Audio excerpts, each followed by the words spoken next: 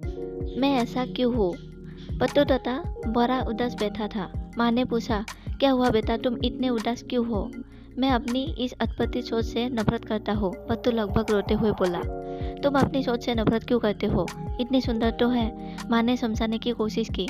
नहीं, बाकी सभी पक्षियों की सोच का ही अच्छी है। बिरजू बाज, कालू कौआ, कल की कोयल, सभी की सोच मुझसे अच्छी है। पर मैं ऐसा क्यों हूँ? पत्तू उदास बैठ गया।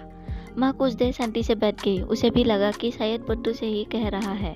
पत्तू को समझाए तो कैसे? तभी उसे सूझा कि क्यों न पत्तू को ज्ञानी काका के पास भेजा जाए, जो पूरे जंगल में सबसे समझदार तोते के रूप में जाने जाते थे।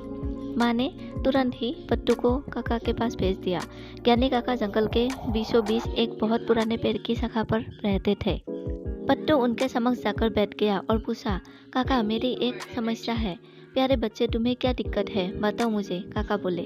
पत्तू बताने लगा, मुझे मेरी सोच पसंद नहीं है। ये कितनी अटपटी सी लगती है, बिल्कुल भी अच्छी नहीं लगती। वही मेरे दोस्त बिरजू बाज, कालो कौआ, कल की कोयल, सभी की सोच कितनी सुंदर है।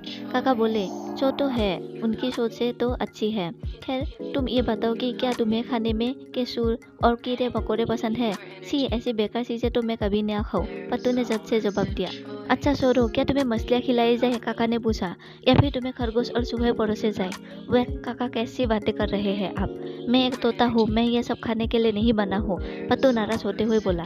बिल्कुल सही, काका बोले, यही तो मैं तुम्हें समझाना चाहता था। ईश्वर ने तुम्हें कुछ अलग तरीके से बनाया है। जो तुम पसंद करते हो वो तुम्हारे दोस्तों को पसंद नहीं आएगा, और जो तुम्हारे दोस्त पसंद करते हो वो तुम्हें नहीं भाएगा।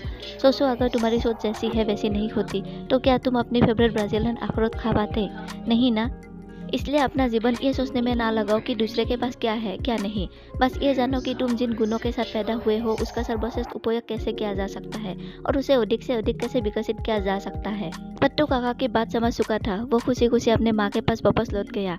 पत्तू तोते की तरह ही बहुत से लोग अक्सर अपने पॉजिटिव पॉइंट्स को काउंट करके खुश होने की बजाय दूसरों की योग्यताएं और उपलब्धियां देखकर कंपैरिजन में लग जाते हैं। फ्रेंड्स, दूसरों को देखकर कुछ सीखना और कुछ कर गुजरने के लिए इंस्पायर होना तो ठीक है, पर बेकार के कंपैरिजन कर किसी से ईर्ष्या करना हमें डिसअपॉइंट ही करता है। हमें इस बात को समझना चाहिए कि हम सब अपने आप में यूनिक है, और हमारे पास जो एबिलिटीज और क्वालिटीज है उन्हीं का प्रयोग करके हम अपने जीवन को सार्थक बना सकते हैं। धन्यवाद।